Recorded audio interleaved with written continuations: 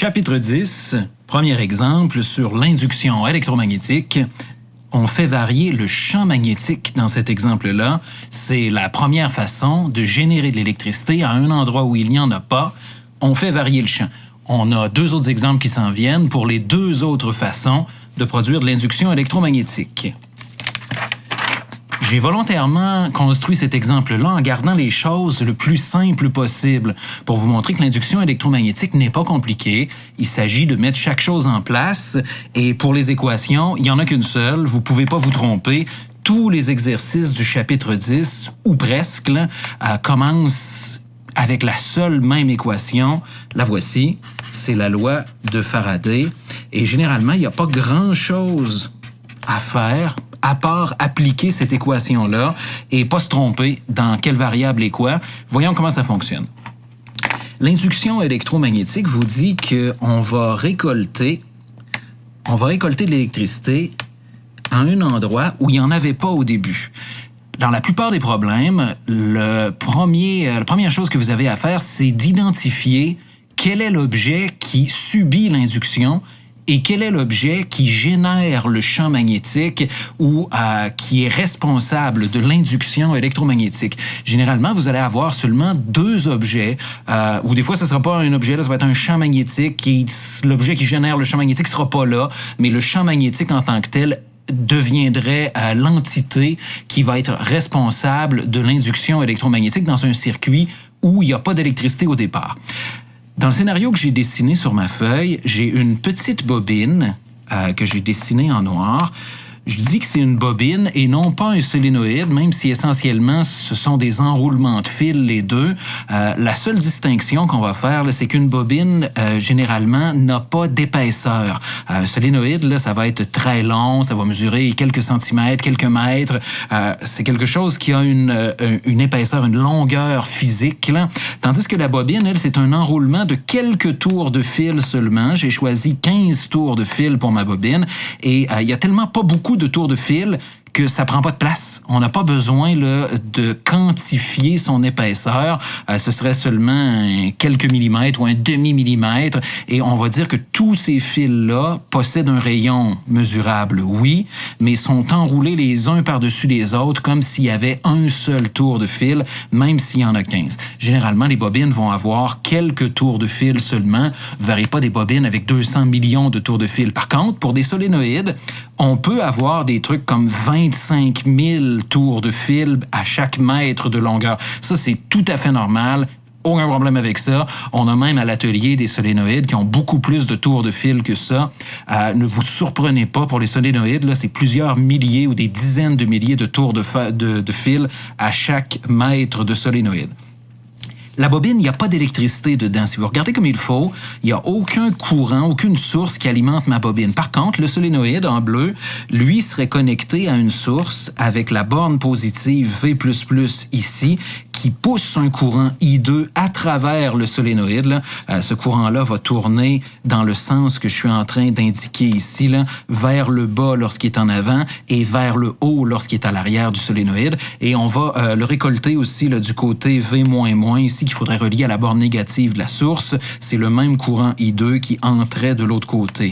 Le courant I2, je vous donne de l'information dessus, c'est un courant qui va augmenter. Dans le problème qu'on fait aujourd'hui, le courant I2 va passer de 3 ampères jusqu'à infini ampères. Au fur et à mesure que le temps passe, on gagne à chaque seconde 7 ampères. On a un taux de variation 7 fois le temps. Donc, ça nous donne I2 est égal à 7t plus 3. C'est une fonction polynomiale, facile à dériver. Et vous vous en doutez, là, on va la dériver à l'intérieur du flux magnétique éventuellement. C'est pour ça que j'ai choisi une fonction simple. Si on avait eu ln de quelque chose, exponentielle de quelque chose, sinus de quelque chose, il n'y a pas de problème avec ça. Vous êtes capable de dériver des sines, ça fait des cos. Vous êtes capable de dériver des ln, capable de dériver des exponentielles, capable de dériver des polynômes d'ordre 2, d'ordre 3, d'ordre 4.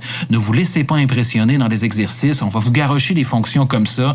Tu dérives ça une fois, t'es tranquille et vous avez le droit à l'examen. En fait, vous avez le droit à ce que vous voulez, là, mais la feuille avec la liste des dérivés et des intégrales, vous l'avez à portée de main. C'est pas difficile. Allez, let's go, on part. Ce qui subit l'induction, c'est la bobine. Ce qui génère l'induction, c'est le solénoïde. Pourquoi? Parce que le solénoïde va faire un champ magnétique à l'intérieur de lui-même. Et comme la bobine est dans le solénoïde, le champ magnétique généré par le long solénoïde va faire un flux magnétique dans la bobine. Voyons ce que ça donne. On va avoir mu0 I2 fois N, l'équation pour le champ magnétique généré par un long solénoïde. Et comme la bobine est dans le long solénoïde, elle subit ce champ-là. Le N, c'est le N2 parce que c'est le solénoïde qui possède N2 qui produit le champ. Et on va appeler ce champ-là B2 parce qu'il est généré par le courant I2 dans le solénoïde que j'ai appelé l'objet numéro 2. L'objet 2, je l'ai fait en bleu. L'objet 1, vous avez vu, c'est ma bobine, je l'ai fait en noir. Bon, super, j'ai un champ magnétique B qui est directement proportionnel au courant et le courant, c'est quelque chose qui augmente. J'ai des nouvelles pour toi. Le champ magnétique B augmente. Lui aussi, je pense que j'ai rarement écrit un mot aussi mal que ça. Vous avez saisi, B2 est en train d'augmenter de façon linéaire au même taux que I2 qu'il génère. Qu'est-ce que ça a comme conséquence? Ben, le flux magnétique phi qu'on va avoir dans l'équation de Faraday, c'est AB cos θ. Et comme le champ B qui génère ce flux-là augmente en fonction de I2, c'est certainement pas constant pour phi, et on va pouvoir dériver des phi dt et obtenir epsilon induit non nul pour répondre à la question qu'on nous pose, trouve le courant induit dans la bobine. Prochaine étape, ben, vous dérivez des phi dt. On le sait, il y a seulement le terme B qui change. Le terme A, c'est l'air de la bobine, c'est constant. Le terme cos θ, c'est l'angle θ de 18 degrés entre le vecteur A, qui est normal à la bobine, et le vecteur B, qui est parallèle à l'axe du solénoïde. Donc, θ, c'est 18 degrés, et ça aussi, ça change pas. Il n'y a pas de rotation, c'est constant. Le seul truc qui change chez B2, donc on va avoir notre terme dφ dt, qui va être égal à dB dt seulement, fois A, fois cos θ. Cos θ, c'est en fait cos 18 degrés. Dans la plupart des problèmes, là, on va même pas vous mettre d'angle et votre bobine va être 100% perpendiculaire à l'axe du solénoïde et vous allez avoir cos 0 qui va faire 1. Super facile. La surface A, attention, c'est la surface de l'objet qui subit l'induction. Donc, on va avoir A majuscule est égal à pi R carré, mais c'est pas n'importe quel rayon, surtout pas R2, celui du solénoïde, c'est R1, le rayon de la bobine. Parce que le flux magnétique, c'est le flux dans une surface, et la surface qui subit l'induction, c'est la surface de la bobine. Super, maintenant il nous reste à dériver dB dt. B, c'est mu0 fois I2 fois N2. Voyons ce que ça donne. dB dt, c'est la dérivée ddt de mu0, qui est une constante, N2, une constante, et I2, qu'est-ce que c'est? C'est 7t plus 3. Ça, c'est pas constant. Donc, mu0, on sort en avant, N2, on sort en avant, et la dérivée de 7t plus 3, dérivée de 3, ça fait 0, dérivée de 7t, ça fait 7, et voilà, on a notre dB dt qu'on peut revenir entrer ici. Réécrivons maintenant l'équation de Faraday avec tout ce beau monde-là remplacé. Epsilon induit, les volts qu'on va récolter dans la bobine, sont égales à moins N. Le N qui est ici, majuscule, est-ce que c'est le N du solénoïde ou le N du circuit qui subit l'induction? Je vais te le dire tout de suite. C'est toujours, sans exception, le nombre de tours du circuit qui subit l'induction. Dans notre cas, N1 égale 15. Donc, on va avoir moins N1, on garde en tête que c'est 15. La dérivée du flux magnétique, là, j'ai pas été 100% propre, mais on voit ce que c'est. On a l'air qui est égal à pi R1 carré, c'est le A. On a cos θ qui cos 18 degrés. Et on a notre dérivée mu0 N2 fois la dérivée du courant électrique qui fait 7.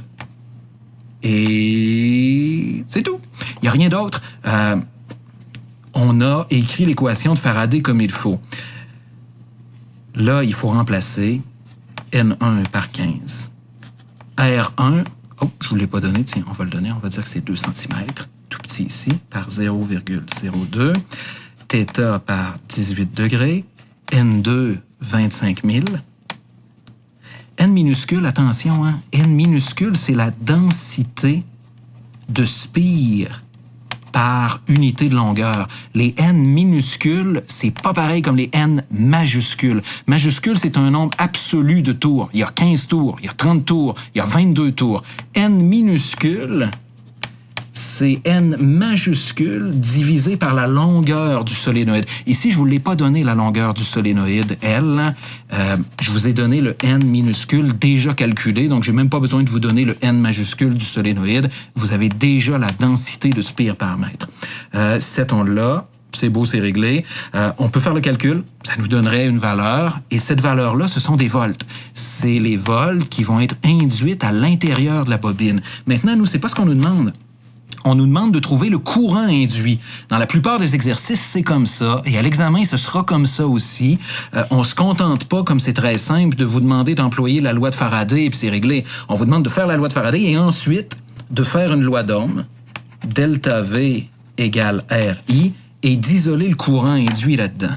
Ce qu'il faut faire, c'est prendre les volts que vous avez calculés et remplacer delta V par ce nombre de volts-là. Ensuite, vous prenez la résistance de la bobine. La résistance de la bobine, des fois, on va vous la donner. On va vous dire, hey, R est égal à 2 ohms, 4 ohms. Et des fois, on va vous niaiser et on va vous donner plutôt la résistivité. Regarde, j'ai fait ça ici, là.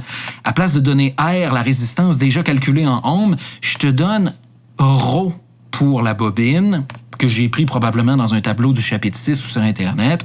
2,5 fois 10 à la moins 8 ohms mètre. Et là, tu te dis, qu'est-ce que je fais avec ça? Ben écoute, tu utilises, oups, je me suis trompé, R est égal à ρ, L sur A. Tu prends le ρ qu'on te donne, ou si on te dit, hey, cette bobine-là est faite en nichrome, cette bobine-là est faite en acier, cette bobine-là est faite en cuivre, tu consultes le tableau 6.1 du chapitre 6, tu trouves le matériau, tu vas chercher la résistivité ρ qui est associée à ce matériau-là, et tu la mets dans ton équation. Nous, on l'a déjà. ρ, c'est réglé, 2,5 fois 10 moins 8. Ensuite, ça nous prend la longueur du fil de la bobine. Comment on fait pour obtenir ça? Le nombre de tours N1, 15, fois la circonférence de un tour va nous donner la longueur de fil nécessaire. Donc, on va écrire 2pi fois R1, une circonférence de bobine, fois N1, le nombre de circonférences totales qu'on a besoin pour enrouler notre fil. Et ça nous donne la longueur de fil pour la bobine. Super. Et ensuite, ça nous prendrait la section transversale d'un tour de fil. Ça aussi, on va vous le donner. On va vous dire, hey, c'est du fil AWG calibre gauge 15 ou un truc comme ça. Ou on va vous donner le diamètre du fil. Par exemple, 1 mm. Donc, vous, avec ce 1 mm-là, vous venez ici, pi fois 0,0005, parce que c'est un rayon, carré, 1 mm de diamètre, ça donne 0,5 de rayon, et vous allez, avec ça, trouver l'aire de la section transversale de votre fil. Une fois que c'est fait, ben, vous isolez le I induit, qui est généré par le epsilon induit dans une bobine de résistance R, ici, et voilà, c'est terminé. Vous avez la réponse. Je me rends compte, comme d'habitude, que ma feuille est un... C'est un champ de bataille, c'est le Vietnam, là, c'est l'enfer. Mais je pense avoir été assez clair. Et comme d'habitude, je vous encourage à m'envoyer des MIO ou à utiliser le forum pour me demander des précisions. Gardez en tête qu'il va y avoir 2 autres exemples qui vont suivre. Un exemple pour la variation de surface du circuit et un exemple pour la variation de position angulaire, le générateur. Les 2 autres façons de produire de l'électricité par induction électromagnétique.